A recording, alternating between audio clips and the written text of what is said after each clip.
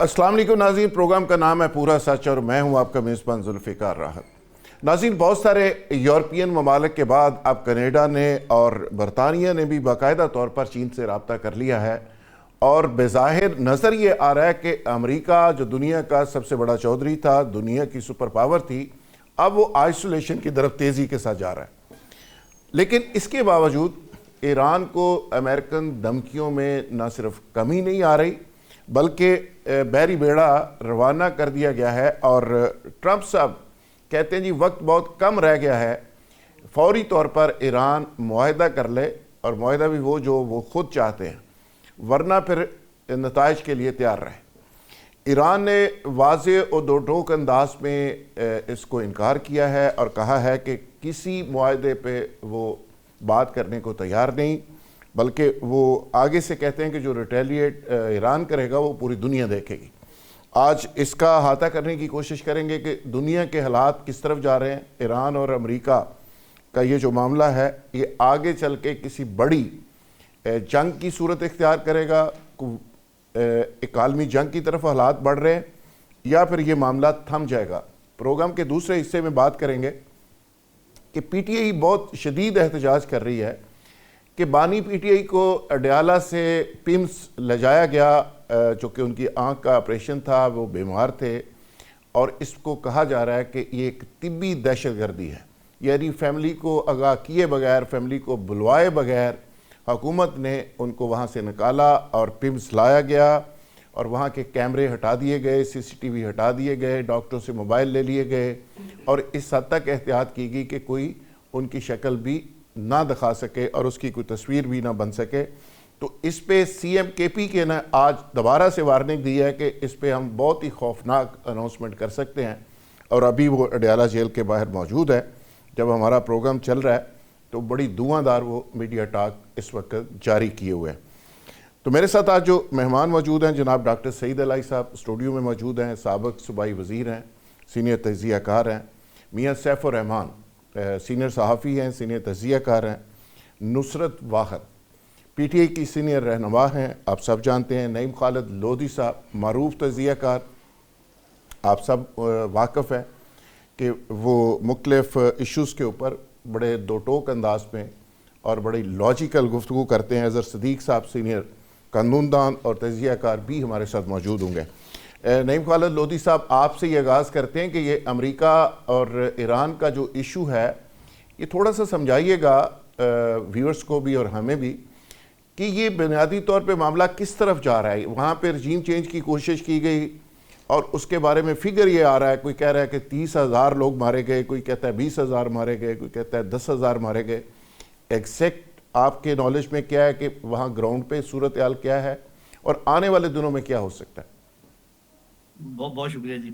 मैं आपको और नाज़रीन को तब समझाऊंगा अगर मुझे खुद कुछ समझ आ गई हो। बहरहाल जितना मुझे मालूम है मैं ज़रूर आपके साथ शेयर करता हूँ। सर देखिए, जो पहली बात तो ये कि ट्रंप का जो मामला है उसके बारे में तो कोई प्रोडिक्शन बिल्कुल ही बहुत मुश्किल है। आप समझते हैं, आप भी जानते हैं, वो अनप्रिडिक्टेबल भी हैं और वो डिसेप्शन भी बहुत करते हैं। अब मास्टर है, उसका तो न्यूटन इसलिए का मास्टर है।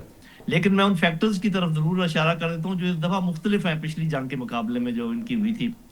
सबसे पहला फैक्टर तो ये है कि आप सब जानते हैं कि ऐसी इतलात हैं जो कि तकरीबन आप समझे मुसद्दका है, जिसमें एक काफी सारे चीनी जहाज और रूसी जहाज उतरे हैं ईरान में और बड़े बड़े जहाज उतरे हैं, जिसका ये मतलब है कि इस दफा उनको कोई ज्यादा सोफिस्टिकेटेड इक्विपमेंट उनके पास है।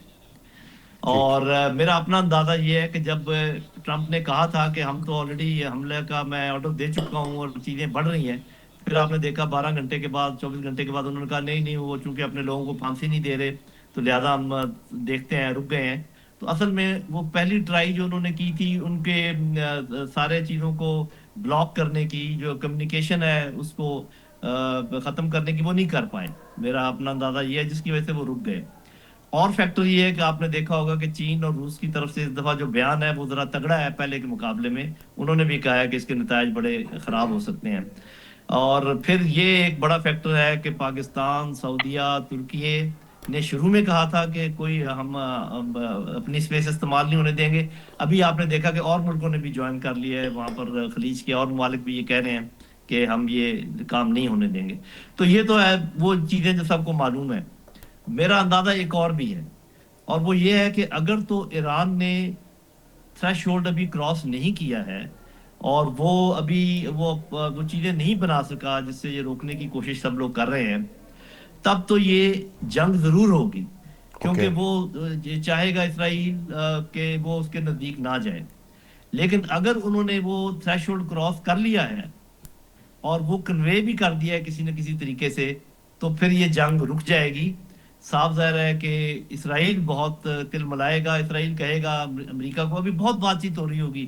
آپ کو تو لگ رہا ہے نا کہ امریکہ لیڈ لے رہا ہے, لیکن اصل میں جب جنگ شروع ہوگی آپ دیکھیں گے لیڈ اسرائیل ہی لے گا, پہلی ویو انہی کی جائے گی.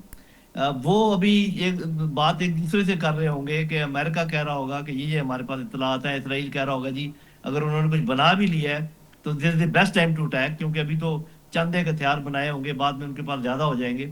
لیکن یہ چیز ایسی ہے جو میس ڈسٹرکشن کے ہتھیار ہیں کہ کسی کے پاس ایک بھی ہو تو اس کے ڈیٹرنس بہت زیادہ ہوتی ہے.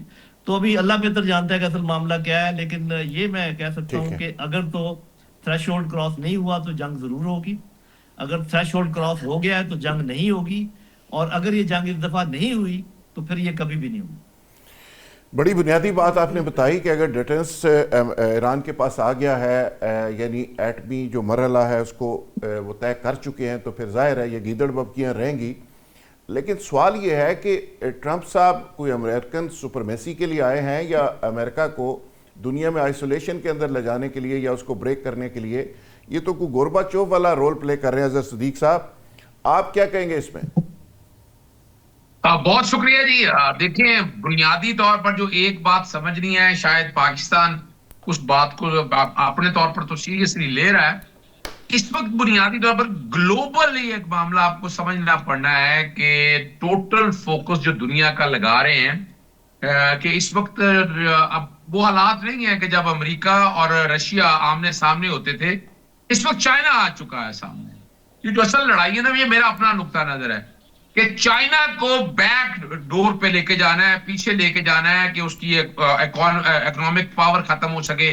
وہ جس تیزی سے آگے جا رہا ہے, انڈیا اور پاکستان کی جنگ کے بعد نا انہیں اندازہ ہو گیا, کوشش انہوں نے کی کہ کس طرح سے پاکستان کے اوپر حملہ کر کے نا یہ پاکستان کو کنٹرول کر سکے. اب یہ تو وقت بہتر وہ لوگ جانتے ہیں جو ایکسپرٹ ہیں اس حوالے سے, لیکن میں سمجھتا ہوں کہ چائنا اس وقت ساتھ کھڑے ہونے کی وجہ سے ایک چیز بڑی کلیئرٹی کے ساتھ آ گئی کہ نہیں بھائی, چائنا کو ڈیفیٹ نہیں کیا جا رہا. اسی وقت پلاننگ شروع ہو. ویسے تو پلاننگ بہت پرانی ہے, میں تو اس کو جوڑتا ہوں عمران خان کو گرانے کے حوالے سے بھی, کوئی سمجھے نہ سمجھے اس حوالے سے وہ ایک علیحدہ بات ہے کہ, لیکن آپ لوگوں کو اندازہ ہو جانا چاہیے کہ ابھی غزہ کے اندر جو ٹوٹل فوکس ہے وہ غزہ کے اندر کیا کہ وہاں ایک اکنامک ہب کریٹ کیا جا رہا ہے جو پیرلل اس حوالے سے لے کر جایا جائے گا, اور کوشش کی جائے گی کہ چائنا کو. لیکن چائنا اتنی آسانی سے پیچھے ہٹنے والا نہیں. پاکستان چونکہ اب دونوں طرف چل رہا ہے, سوچنا یہ بھی ہے.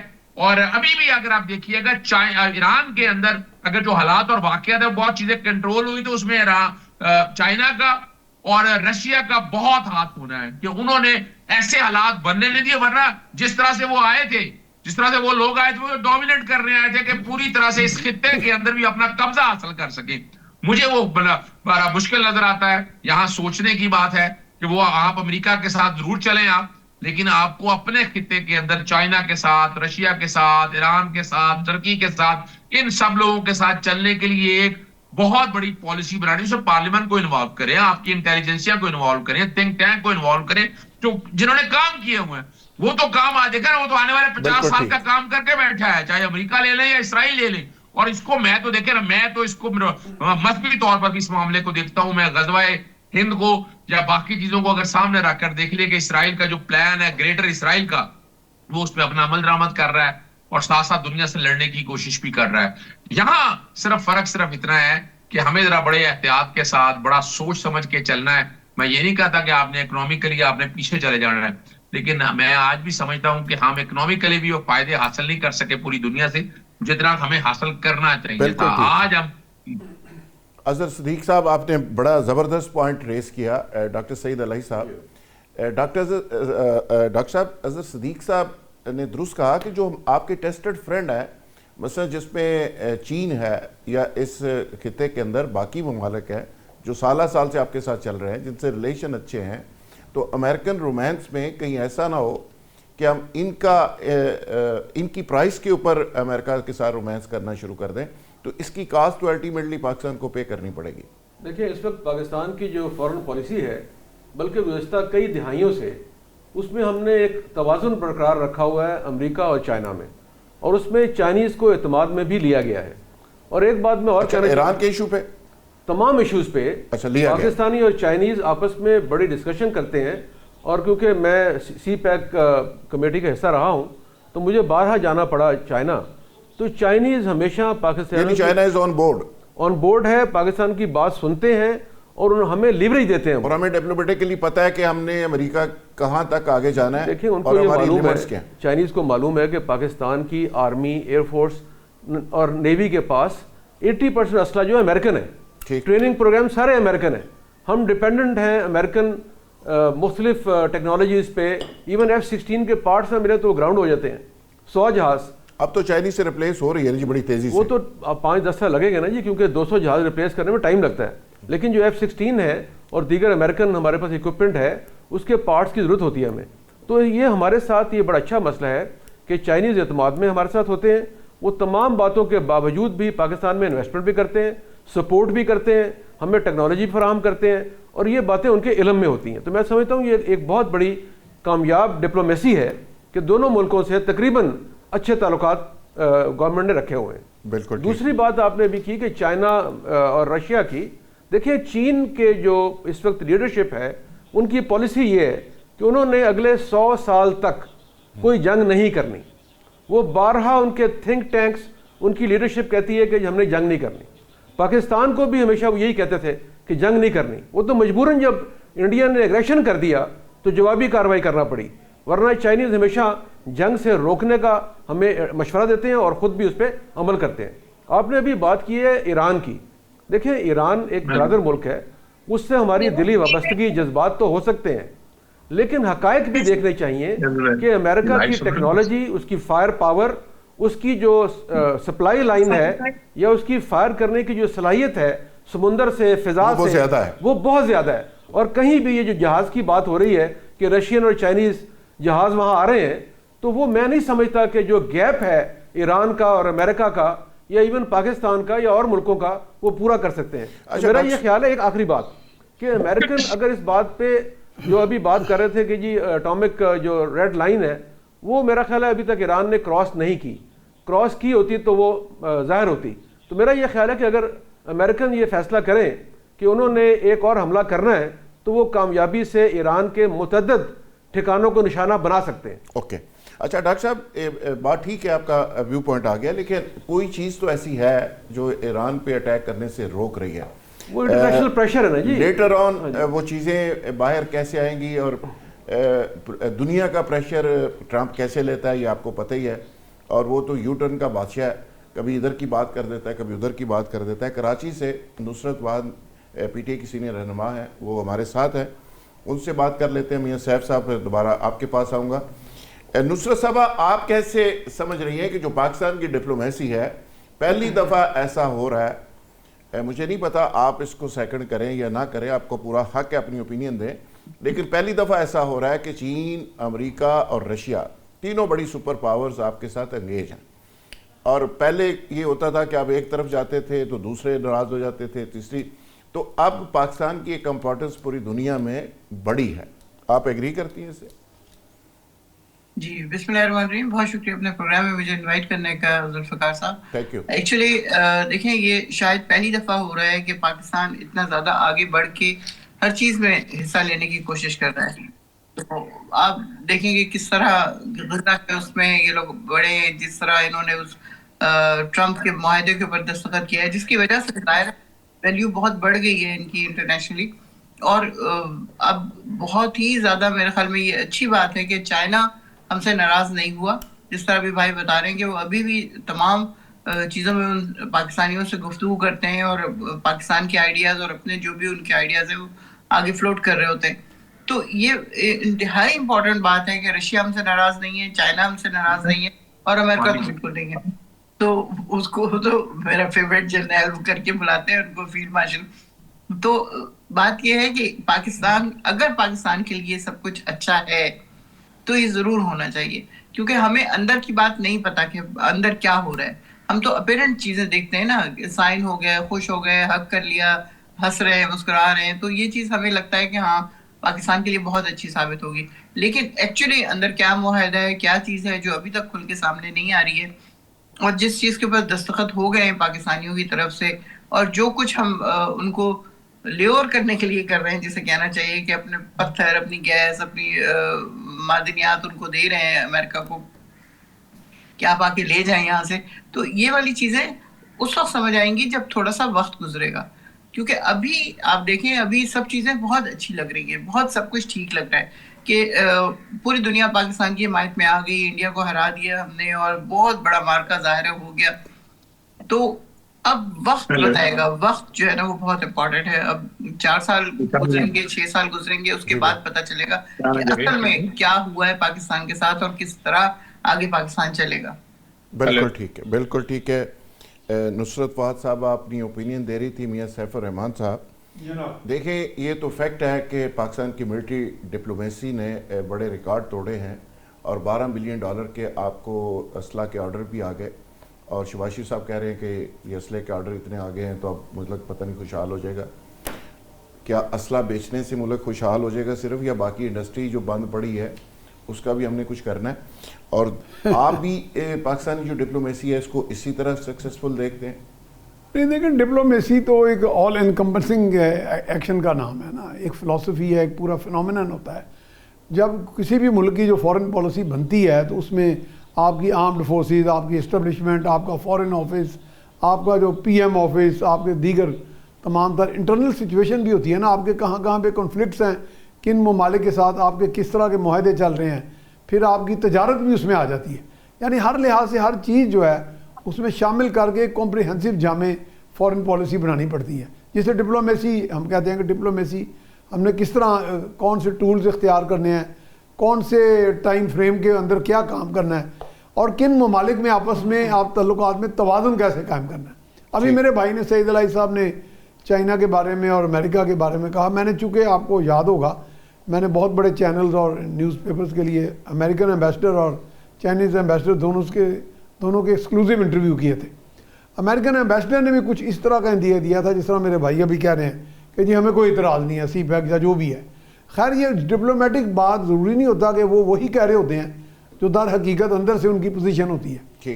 لیکن چلیں ایک دوسری بات جو ہمارے لیے خوش آئند مجھے بظاہر دکھائی دیتی ہے وہ تو یہ ہے کہ جب میں نے چائنیز ایمبیسڈر سے پوچھا کہ ایکسیلنسی ہمارا مین اسٹے کیا ہے پاکستان اور چائنا ریلیشنز کا, انہوں نے کہا جی ملٹری ٹو ملٹری ریلیشنز. یہ چائنا کے ایمبیسڈر کے منہ سے نکلا ہوا جو میں نے شائع بھی کیا اور ایک بہت بڑے چینل پہ وہ چلا بھی یہ پوائنٹس. پھر میں نے انہیں پوچھا کہ جناب اس کو تھوڑا سا ایلیبریٹ کریں, تو انہوں نے کہا جی ہمارا پاکستان سے پہلے بھی سول نیوکلیئر معاہدہ بھی موجود ہے جس میں امریکہ کی طرف سے کوئی اعتراض نہیں آیا, جیسے یہ چشمہ پلانٹ ہوا, کراچی پلانٹس ہوئے, یہ بھی سول نیوکلیئر معاہدہ ہے پاکستان کا چین کے ساتھ. اور میرے اپنے علم کے مطابق چونکہ چائنا میں بھی 5 مرتبہ جا چکا ہوں ان کی گورنمنٹ کے انویٹیشنز پہ, اور ایک مرتبہ پرائم منسٹر گیلانی کے ساتھ بھی گیا, تو وہاں سے میں نے جب ان کے میٹالرجیکل کارپوریشن کے چیئرمین سے پوچھا کہ آپ کا جو ویسل ہے اٹامک ریئیکٹر کے لیے وہ 1000 کا نہیں ہے وہ جو میگا واٹ کا, تو وہ کہتے ہیں جی ہم ڈیولپ کر رہے ہیں. تو میں نے کہا جی will you be providing that to Pakistan, تو وہ زیر لب مسکرائے ذرا. تو اس کا مطلب ہے کہ پاکستان کی کولیبریشن اس حد تک ہے. اور اب یہ بھی سننے میں آیا کہ, اور انہوں نے بھی کہا تھا میں ایمبیسڈر نے بھی, کہ کافی حد تک ہمارا ملٹری ایکوپمنٹ جو ہے وہ چائنا کے ایکوپمنٹ کے اوپر سوئچ کر دیا گیا. البتہ اس میں جیسے ابھی رشین ٹیکنالوجی کی بھی بات ہوئی, میں نے الزرار بھی الخالد ٹینکس کا بھی دیکھا, ہیوی میکینیکل کمپلیکس میں وزٹ کیا, اور ان میں سخوئی یا رشین انجنز تھے. اسی طرح ہمارے بہت سے GF-17 تھنڈر میں بھی رشین انجنز تھے. لیکن اب سننے میں آیا کہ اب سننے میں آیا کہ سوئچ کر کے اوپر انحصار کم ہو رہا ہے. جی بالکل ختم ہو رہا ہے. یعنی ختم تو نہیں میں کہہ رہا, ظاہر ٹیکنالوجی جہاں سے بھی آپ کو ملے گی آپ لیں گے وہاں سے, لیکن چائنا کے اوپر زیادہ انحصار ہے ہمارا آرمامنٹس میں بھی. اور چائنا بھی اب رشین انجنز کی بجائے اپنے خود انجنز بنا رہا ہے. بڑی پتے کی باتیں بتائیں آپ نے, بڑی زبردست یہ گفتگو ہے میاں صاحب.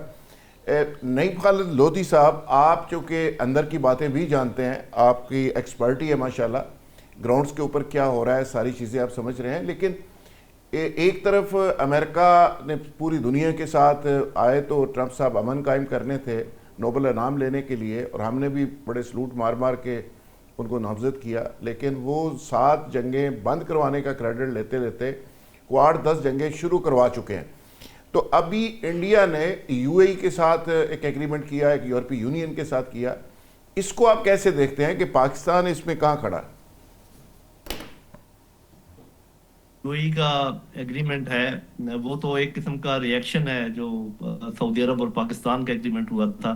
میں ملٹری ایگریمنٹ کی بات کر رہا ہوں. جہاں تک ان کے اکنامک فائنینشیل ان کے ساتھ تعلقات ہیں وہ تو بہت پرانے ہیں, ان کو انہوں نے اور گہرا کیا ہے. اور میرا خیال ہے کہ پاکستان کو کبھی بھی کسی ایسی چیز پہ اعتراض نہیں ہونا چاہیے کہ جیسے ہم کہتے ہیں جی اس ملک کا اس ملک کے ساتھ کیوں تعلق ہو گیا, اس کے ساتھ ہم کوئی سپر پاور تو نہیں ہے نا, ہم یہ کہیں کہ جی وہ ان سے ادھر کیوں جا رہے ہیں. ادھر ہم جب سپیس چھوڑتے ہیں, جہاں جہاں ہم سپیس چھوڑیں گے وہاں انڈیا آئے گا. وہ یہ افغانستان کی مثال لے لیں, مطلب اس میں آج وزیر گفتگو نہیں ہے, یہ اس میں کوئی شک و شبہ نہیں ہے کہ پاکستان نے وہاں سپیس چھوڑی ہے تو وہ ہندوستان آیا ہے. اس بات کو خیر چھوڑ دیں. میں 1-2 باتیں اور کرنا چاہتا ہوں. ایک تو یہ کہ لیکن سر ایران میں جہاں پہ انڈیا نے سپیس چھوڑی ہے وہاں پہ ہم نے کیا لیا ان سے؟ ہم تو ابھی بھی امریکہ میرا سے خیال ہے کہ یہ آپ کو پتہ ہے کہ پاکستان ان پہلے ملکوں میں سے تھا جنہوں نے وہاں پر ٹیلی فونک رابطے پر ان کے ساتھ یکجہتی کا اظہار کیا ہے. پاکستان, سعودی عرب اور ترکی نے کہا ہم اپنی ایئر اسپیس استعمال نہیں ہونے دیں گے, شروع میں ہی کہا ہے.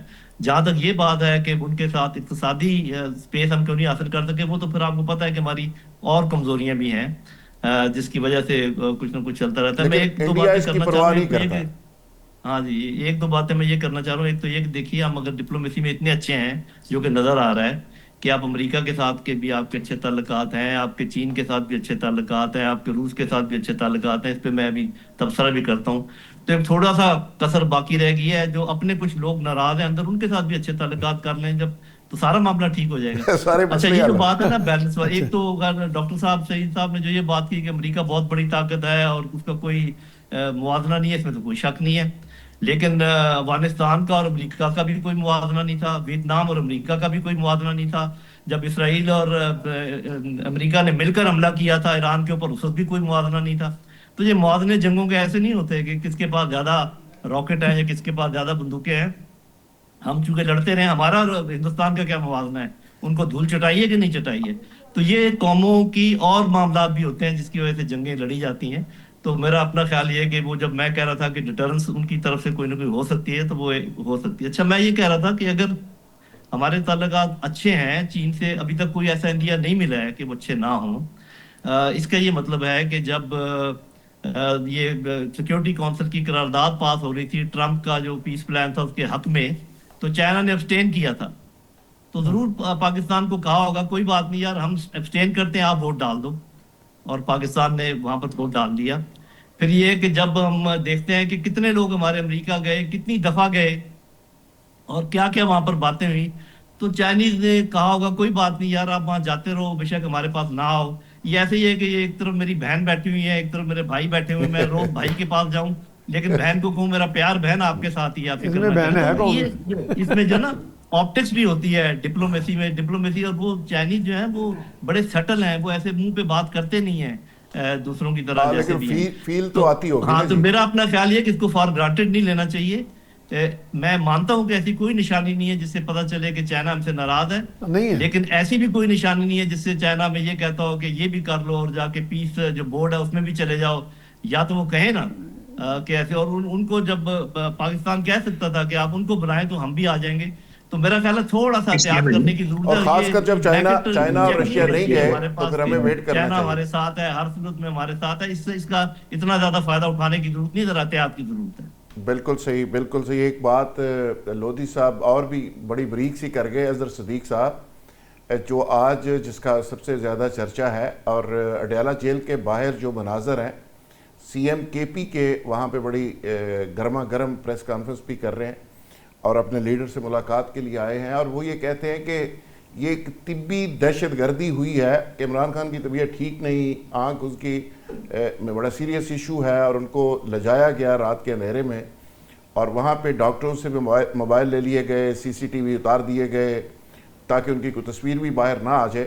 تو بڑے خفیہ طریقے سے بغیر فیملی کو بتائے وہاں ان کا وزٹ کروایا گیا اور واپس لایا گیا. اور تارڑ صاحب کہتے ہیں کہ الحمدللہ وہ ٹھیک ہیں, اور ان کا رویہ ڈاکٹروں سے بہت اچھا تھا. یہ پتہ نہیں پہلے شاید برا تھا, اب وہ کہتے ہیں بہت اچھا ہے. آپ کیا کہیں گے, یہ کیا ہو رہا ہے اڈیالہ کے باہر؟ بہت شکریہ ذوالفقار رائے صاحب. تکلیف تو بہت ہے, دکھ بھی بہت ہے. ہم شاید افریقہ کے کسی تھرڈ کلاس ملک میں رہ رہے ہیں, کسی کو برا لگے یا اچھا لگے. آپ نے ایک پاکستان کی حیثیت کیا کر دی ہے, آپ اندازہ لگائیں. وہ بسنت منا رہے ہیں, مجھے پتا تھا بسنت سیف نہیں ہونی, اور وہ بے وقوف بناتی رہی وزیر اطلاعات جو ہیں کہ جناب وہ نک دا کوکا, بھائی فحش گانے جو مرضی ویسے بتانے لگا ہوں, وہ نک دا کوکا چب رہا ہے. ان کو پتنگوں کے اوپر تصویر نہیں لگ سکتی. وہ سارا دن ایک ہی شخص ڈسکس ہوتا ہے اور اس کا نام عمران خان ہے. نہیں سمجھ آ رہی تو میں کیا کر سکتا ہوں ان کا. سمجھنا یہ ہے یار آپ کھڑے کہاں ہیں. یعنی ان سیاسی جماعتوں کو ذرا بھی عقل نہیں ہے. دکھ ہوتا ہے, نعرے لگاتے رہے ووٹ کو عزت دو, پتہ نہیں کیا کیا. جمہوریت کون سی جمہوریت اس ملک کے اندر ہی آپ بات نہیں کر سکتے, بول نہیں سکتے. آپ کے ٹویٹوں سے ڈر لگتا ہے. یعنی کہاں لا کر کھڑا کر دی ہے. اور یہ مت ڈالیے گا کسی ادارے کے اوپر, میرا نقطہ نظر مختلف ہے. یہ موجودہ حکومت کا قصور ہے. پہلے تو اون نہیں کرتے تھے, پہلے سارے اون کرتے تھے. ایک سٹیج پہ آ کر جب سینٹ میں کھڑا ہونا پڑا, کہنے لگا جی عمران خان صاحب کو تو تعلق نہیں, اڈیالہ جیل کا سپرڈنٹ جانے, حکومت پنجاب جانے. اب غور کریں اس بات پہ. میں نے تو پٹیشن دائر کی تھی. پریزن ایکٹ پڑھا نہیں ہے شاید, پریزن رولز نہیں پڑھا. Universal declaration of human right پڑھ لیں, ICPR پڑھ لیں, نیلسن منڈیلا پڑھ لیں, رولز پڑھ لیں, کارو ڈیکلیریشن پڑھ لیں. شرمندگی ہے, شرمندگی. یعنی میں بڑی دفعہ لکھ چکا ہوں, لیکن ان کے پاس ہے کیا کیا کہیں گے آپ. اچھا جی وہ جناب وہ ٹویٹ آتے ہیں, ٹویٹ تو باہر سے آتے ہیں بھائی. آپ ملاقات سے کیسے روک سکتے ہیں جو سیاسی گفتگو کر. اور یہ شرم سے ڈوب مرنے کا مقام ہے موجودہ حکومت سے. جو نون لیگ جو ہے ضیاء الحق کی پیداوار ہے, اسی کے دور کا رول جو ہے وہ 232 رول ہے. سیاسی گفتگو نہیں ہو سکتی. کمال کر رہے ہیں ابھی آپ, کون سے دنیا میں رہ رہے ہیں آپ نے یہاں جو باتیں کہی ہیں وہ غلط تو نہیں کہی. تبھی دہشت گردی ہے نا یہاں کیا ہے. اور دیکھیں وہ کتنا بڑا لیڈر ثابت ہوا. وہ سر پلیٹلیٹ نہیں گرے اس کے سر, وہ اس کا دماغی معنی نہیں خراب کرانا پڑا اس کو کھانسنے کے لیے یا سرجری کرانے کے لیے کچھ کرنا نہیں پڑا. یعنی غور کریں اس بات کے اوپر. اظہر صدیق صاحب نے باتیں تو اس نے کہا بات تو سچ ہے. ڈاکٹر صاحب پلیٹلیٹس بھی نہیں گرے. لائن ایڈ کروں, میرے بھائی ہیں چھوٹے. نہیں آپ اظہر صدیق صاحب کے ہوتے ہوئے رول آف دی لائر آ گیا ملک میں, لا نہیں ہے. ڈاکٹر صاحب جی, تو یہ بات وہ کر رہے ہیں کہ شرم کم کام ہے جو کچھ ہو رہا ہے, تو آپ بھی ایسے ہی سمجھتے ہیں؟ دیکھیں دو سوال اس میں ریز ہوئے. ایک تو ووٹ کو عزت دو والا بھی جواب دینا آپ نے. لودھی صاحب نے جو بات کی تھی کہ وہ ایران اور امریکہ کے حوالے سے, دیکھیں اب جنگیں زمین پہ نہیں ہونی. اور جو ٹیکنالوجی ہے, پہلے بھی جو حملہ ہوا تھا ایران پہ, اس میں تو میزائل ٹیکنالوجی کے ذریعے ان کے چند مقامات تباہ کرنے ہوتے ہیں, بیسز تباہ کرنے ہوتے ہیں. اس میں انہوں نے نہ فوج اتارنی ہے, نہ دو جنگ ہونی ہے. ٹھیک. تو جو مختلف پہلے بھی انہوں نے جو اہداف پہ حملے کیے تھے دوبارہ کر دیں گے, تو انفراسٹرکچر خراب کریں گے, یہی مسئلہ ہے. پولیٹیکلی ذرا رسپونس. دوسری بات جو ابھی کی ہے میرے دوست نے کہ جی بڑی شرم آ رہی ہے, تو اس شرم کے باوجود بھی انہوں نے ساری باتیں کہہ دی ہیں. یعنی کوئی اگر پابندی ہوتی تو وہ نہ کہتے, اور انہوں نے ساری باتیں بھی کہہ دی ہیں, اعتراض بھی کر دیا ہے, سب کچھ کر لیا ہے. تو اس کا مطلب پوری آزادی حاصل ہے ان کو. اور دوسری بات آپ نے یہ ہے کہ عمران خان صاحب کی بیماری کی پہلے کہتے تھے دوست ہیں ہمارے یار, خدا را ڈاکٹر صاحب اس چیزوں کو مت ڈیفینڈ کیا کریں. آپ نے اپنی بات کہہ لی ہے اظہر صاحب, آپ نے اپنی بات کر لی ہے. اگر جواب کا موقع دیں اس کو برداشت کر لیں, موقع دے رہے ہیں, برداشت کر لیں اس کو بھی. آپ کی بات ہم نے سنی ہے بڑے پیار سے, محبت سے, تو آپ بھی ہمیں موقع دے دیں. دوسری بات انہوں نے کی ہے ابھی آپ نے کہ ان کو لے جایا گیا اسپتال. دیکھیں پہلے یہ مطالبہ تھا کہ جی عمران خان صاحب کو طبی امداد نہیں دی جا رہی. اب جب دی جا رہی ہے تو پھر اعتراض ہو رہا ہے کہ جی دہشت گردی ہے. فیملی کے لوگوں کو بلاؤ. میرا یہ خیال ہے, یہ آپ کی بات ٹھیک ہے کہ اس کو ملاقات یا جو بھی ہے وہ قانونی معاملات ہیں, جو بھی ان سے میرا تعلق نہیں. جو میڈیکل کی بات کر رہا ہوں کہ اگر ان کو کوئی پرابلم تھی تو اسپتال لے جایا گیا، اس کا مطلب انہیں طبی امداد فراہم کی گئی، ڈاکٹر کو دکھایا گیا، بہترین لوگوں کو دکھانے کے بعد واپس لے جایا گیا، اگر داخل کرنا ہوتا تو داخل کر لیتے. تو اس کا مطلب ہے کوئی بھی آدمی، وہ پلیٹلیٹ ہو یا آنکھیں ہوں، کسی کی بھی خرابی ہو سکتی ہے، بیماری ہو سکتی ہے. تو میرا یہ خیال ہے کہ پلیٹلیٹ کو اور آنکھوں سے مقابلہ کرنے کی ضرورت نہیں ہے. جو بیمار ہو، جس طرح کی ہو، اسے طبی امداد فراہم کی جانی چاہیے. اور میں سمجھتا ہوں کہ اگر عمران خان صاحب کی آنکھ میں کچھ پرابلم تھی تو ان کو مکمل طبی امداد فراہم کی جانی چاہیے. یہ میرا نقطہ نظر ہے. نصرت واد صاحبہ جی میں ان کی بات کو صرف یہ کرنا چاہتی ہوں کہ اگر نارمل آپریشن بھی ہو رہا ہے نا کہیں، تو گھر والوں سے کنسرن لیا جاتا ہے، مریض سے نہیں لیا جاتا. میرا ایک چھوٹا سا آپریشن تھا اسی طرح کا، میں گھر میں بتائے بغیر چلی گئی کہ چلو ٹھیک ہے پتہ چل جائے گا. میرا بیٹا گیا، اس نے ڈاکٹر کی بالکل بردہ نکال دیا. اس نے کہا آپ کس طرح کر سکتے ہیں اس طرح بغیر فیملی کے کنسرن کے. تو وہ جو پوری دنیا کا لیڈر ہے، صرف پاکستان کا لیڈر نہیں ہے، وہ پوری دنیا کا لیڈر ہے. اس قدر اس کو لوگ چاہنے والے ہیں. اس کے ووٹ دیکھیں، اس کی سیٹیں دیکھیں، اس کی تمام چیزیں دیکھیں. ان کو پچھلے پتہ نہیں 90 دن سے آئسولیشن میں رکھا ہوا ہے. کسی کو پتہ نہیں کہ ان کے ساتھ کیا ہو رہا ہے کیا نہیں ہو رہا. وہ بیچارہ جو سی ایم ہے وہ میرے خیال میں 10 سے 11 دفعہ جا چکا ہے اڈیالہ کی باہر، اسے اجازت نہیں ملتی. ایک دفعہ تو وہ 13 گھنٹے وہاں پہ رہے. اتنی سردی ہے کہ کوئی امیجن نہیں کر سکتا سردی میں باہر بیٹھنے کا. اس میں جا کے ان کی بہنیں بیٹھتی ہیں تو ان کے اوپر کبھی پانی پھینک دیتے ہیں، کبھی مرچوں والا، کبھی تیزاب والا، کبھی قرآن شریف پڑھ رہے ہیں تو گندا پانی ان کے اوپر. اوکے نصرت صاحبہ، مجھے یہاں بریک کے لیے کہا جا رہا ہے، میں بریک لینے جا رہا ہوں، اور بریک سے جب واپس آئیں گے تو ایشو کو اسی طرح کنٹینیو کریں گے. Stay with us.